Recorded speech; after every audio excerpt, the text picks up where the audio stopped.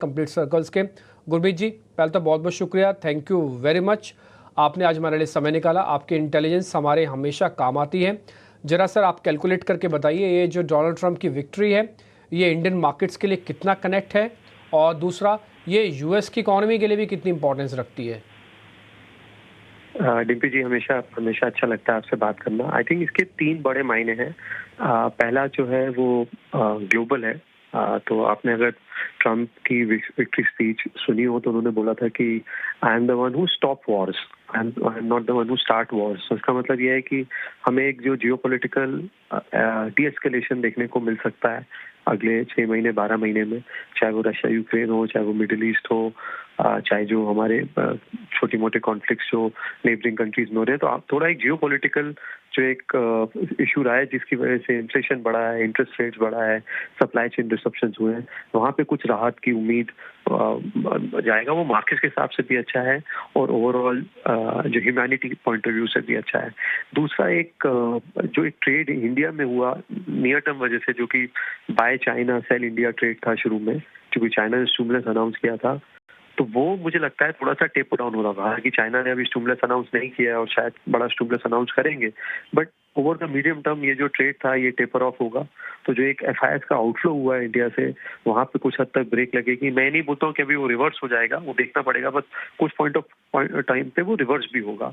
तो वो लिक्विडिटी के मायने है। और तीसरा मार्केट के मायने के हिसाब से बहुत सारे क्योंकि ट्रम्प की ये ट्राइफेक्टा विक्ट्री है, हाउस, प्रेसिडेंसी, सेनेट, तीनों में जो है रेड स्वीप है, तो आपको बहुत सारे पॉलिसी चेंजेस देखने को मिलेंगे। और ट्रम्प बहुत प्रोएक्टिव है और बहुत असर्टिव है कि क्या करना चाहते हैं। तो वापस से एक जो चाइना प्लस वन थीम है, जो पहले गर्म थी मार्केट में, वो आपने आज रिएक्शन भी देखा होगा। जैसे ईएमएस पे देखिए स्टॉक्स आप हैं, टेक्सटाइल स्टॉक्स आप देखिए आप हैं।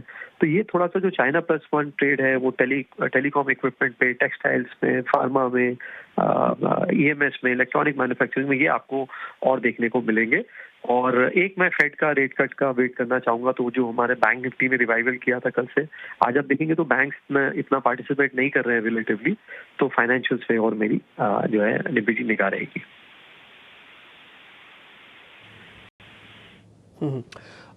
क्योंकि सर आप अर्निंग्स के भी मास्टर्स हैं, मैं हमेशा से कहता रहा हूँ आपसे अच्छी अर्निंग्स कोई रीड नहीं करता मार्केट्स के अंदर।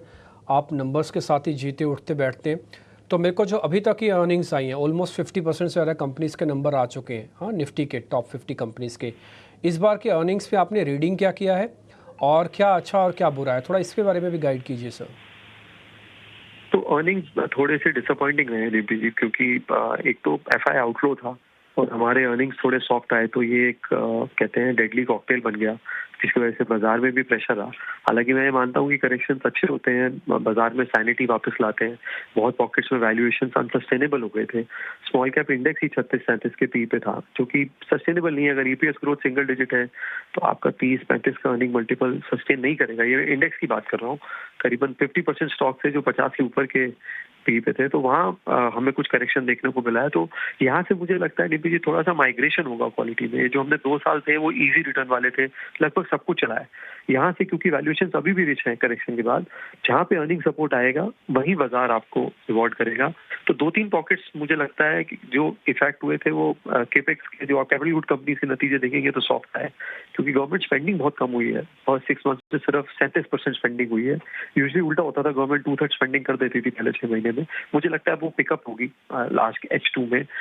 रूरल मुझे लगता है थोड़ी सी अर्ली साइन है रिकवरी के। अगर आप डाबर की कमेंट्री देखें, आप ओवरऑल मैरिको की कमेंट्री देखें, बीच में मारुति ने भी बताया कि रिटेल से रूरल एरिया में इंडिया में बेटर हुए हैं और मॉनसून बहुत अच्छा रहा है, सोइंग अच्छी हुई है। तो मैं रूरल रिकवरी को थोड़ा सा प्ले करूंगा।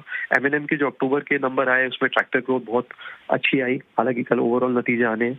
तो थोड़ा रूरल रिकवरी पे ध्यान रहेगा, थोड़ा गवर्नमेंट स्पेंडिंग पिकअप पे मेरा ध्यान रहेगा। कुछ बैंक्स में निगाह है, क्योंकि मुझे लगता है रेट कट साइकिल इंडिया में स्टार्ट होगी 1-2 महीने में। कल फेड शायद और 25 पैसा रेट कट करेगा। तो इन 3 पॉकेट्स पे खास निगाह रहेगी। कुछ पॉकेट्स अर्निंग्स ने डिसअपॉइंट किया है, जैसे ऑटो में किया है, कुछ हद तक जो है एफएमसीजी में किया है। वहां मुझे लगता है कि वीकनेस थोड़ा और परसिस्ट कर सकती है। तो जहां वैल्यूएशन थोड़े ज्यादा है वहां दूर रहें। जहां अर्निंग ग्रोथ अच्छी है, वैल्यूएशन रीजनेबल है, क्वालिटी बिजनेस है, वहां पे आपको बाजार माइग्रेट करता हुआ दिखेगा। Hey, good afternoon, Mansi. This side, good to have you with us. Coming back to US presidential election outcome, इस outcome और political outcome की confirmation के बाद बाजार को मानो पंख लग गए हैं और खास तौर से अगर आप देखेंगे IT स्पेस में जबरदस्त तेजी देखने को मिली है। इनफैक्ट प्रधानमंत्री नरेंद्र मोदी जी ने भी डोनाल्ड ट्रंप को बधाई देते हुए कहा कि भारत और यूएस के संबंध को मजबूत करेंगे, ग्लोबल पीस प्रॉस्पेरिटी पर काम करेंगे। यहाँ से सवाल यह है गुरमीत कि अब बिजनेस क्लाइमेट कितना इंप्रूव होता हुआ दिखेगा, क्योंकि ये बात तो तय है कि ट्रंप के पिछले कार्यकाल में भी यूएस के साथ भारत के संबंध जो हैं काफ़ी स्ट्रांग हुए थे। इक्विटी मार्केट्स की स्थिति भी काफ़ी मजबूत देखी थी हमने। डेफिनेटली, और आईटी को दो इम्पैक्ट पड़ेगा। एक, बिजनेस क्लाइमेट ठीक होगा क्योंकि ट्रम्प ने बात करी है इकोनॉमी को रिवाइव करने की, टैक्सेस कट करने की, और IT sector directly US funding पे जो है डिपेंड करता है, प्लस डॉलर स्ट्रांग है तो नियर टर्म टेलविंड रहेगा, तो आईटी के लिए अच्छा है। बट वैल्यूएशन थोड़े से रिच है मानसी जी, आप देखेंगे तो कोई भी लार्ज कैप आईटी स्टॉक आपको 20 के कम से अर्निंग मल्टीपल नहीं मिलेगा। जो अच्छे मिड कैप आईटी स्टॉक्स हैं ऑलरेडी 40-50 के मल्टीपल पे हैं, तो थोड़ा वैल्यूएशन कंफर्ट कम है, थोड़ा सा सिलेक्टिव होने की जरूरत है। दूसरा, जैसा मैंने बोला, मुझे चाइना प्लस वन पे बहुत मुझे अपॉर्चुनिटीज दिखती है। अभी यूएस में एक बायोसिक्योर एक्ट बिल जो है वो पास किया है, वो एक्ट बनने में मुझे लगता है ट्रम्प के आने के बाद बनेगा। तो जो आउटसोर्सिंग है, सीडीएमओ हम बोलते हैं, फार्मा आउटसोर्सिंग जो हम बोलते हैं, कॉन्ट्रैक्ट मैन्युफैक्चरिंग, वहाँ पे बहुत बड़ी अपॉर्चुनिटी मुझे देखने को मिलती है। टेक्सटाइल्स में मुझे लगता है अपॉर्चुनिटी देखने को मिलेगी। काफी ज्यादा आपको tariff as a negotiation tool Trump use करेंगे मार्केट ओपन अप करने के लिए। वो नेगोशिएशन टूल ज्यादा होगा और हिंड्रेंस कम होगा, तो उससे बहुत सारी अपॉर्चुनिटीज जो है आएंगी और उस पर निगाह रखनी चाहिए हमें। और कई इमर्जिंग स्पेसेस है जहाँ इंडिया और यूएस अच्छा टाइप कर सकते हैं। सेमीकंडक्टर्स हैं, आर्टिफिशियल इंटेलिजेंस है, डेटा सेंटर्स हैं, एनर्जी रिलेटेड डील्स हैं, तो यहाँ पे हमारी थोड़ी निगाह रखिए। थोड़ा मेरा एक सलाह यह है कि सब कुछ एकदम से चेंज नहीं हुआ है, करेक्शन के बावजूद वैल्यूएशन जो है अभी भी रिच है, तो थोड़ा सा सिलेक्टिव होने की जरूरत है। और कुछ, एक मैं हमेशा बोलता रहा हूँ पिछले 1 साल से, बॉन्ड मार्केट मुझे बहुत जूसी लग रहा है। मुझे लगता है यूएस में भी बॉन्ड यील्ड्स नीचे आएंगी, इंडिया में भी बॉन्ड यील्ड्स नीचे आएंगी जैसे जैसे रेट कट्स होंगे, तो 10 ईयर बॉन्ड जो लॉन्ग डेटेड बॉन्ड्स हैं वहां पे भी अच्छा पैसा बनेगा। तो एक बैलेंस एसेट एलोकेशन रखेंगे तो यहाँ से भी अच्छे रिटर्न आ सकते हैं और कम रिस्क लेके आ सकते हैं। तो बहुत शुक्रिया आपका हमारे साथ जुड़ने के लिए, इस खास मौके पर हमसे बातचीत करने के लिए, बाजार पर अपना रुख और सेक्टर स्पेसिफिक आउटलुक का हमारे साथ शेयर करने के लिए। Thank you so much. Have a nice day to you.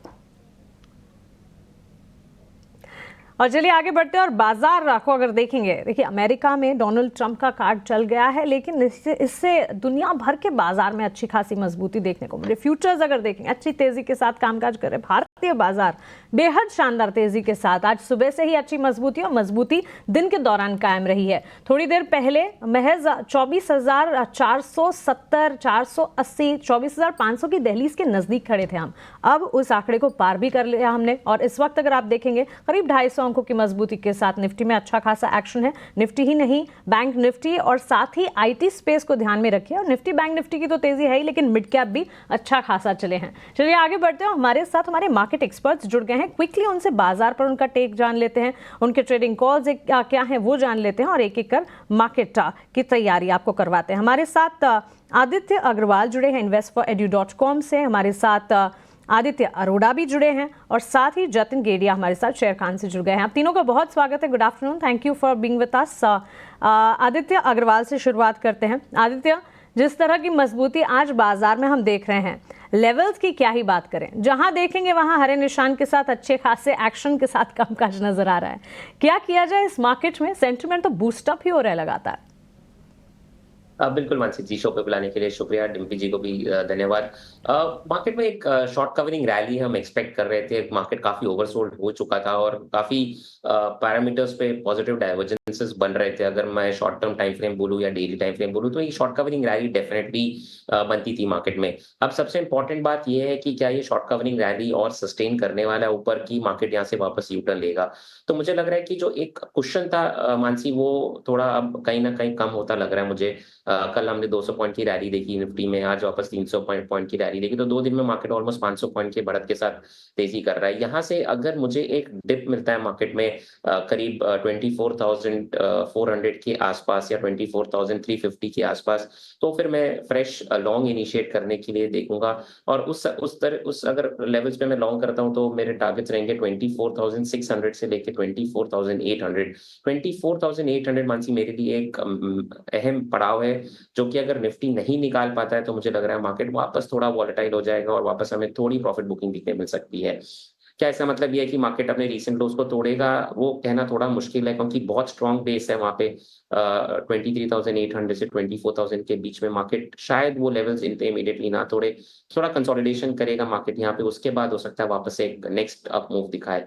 But overall मुझे लग रहा है ट्रेंड थोड़ा पॉजिटिव और 1 से 2 दिन रहना चाहिए।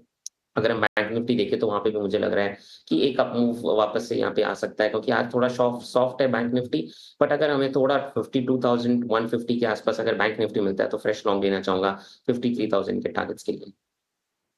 जी, दोनों में ही अच्छे खासे एक्शन के साथ कामकाज है। और अगर देखिए 24,800 अब अगला बड़ा पड़ाव है जो कि एक्सपर्ट्स के रेडार पर आता हुआ दिख रहा है। क्यों ना हो, 24,500 के इर्द गिर्द तो इस वक्त हम घूम ही रहे हैं। आइए आप क्लोजिंग ट्रेड्स जान लेते हैं एक एक करके हमारे टेक्निकल एक्सपर्ट से।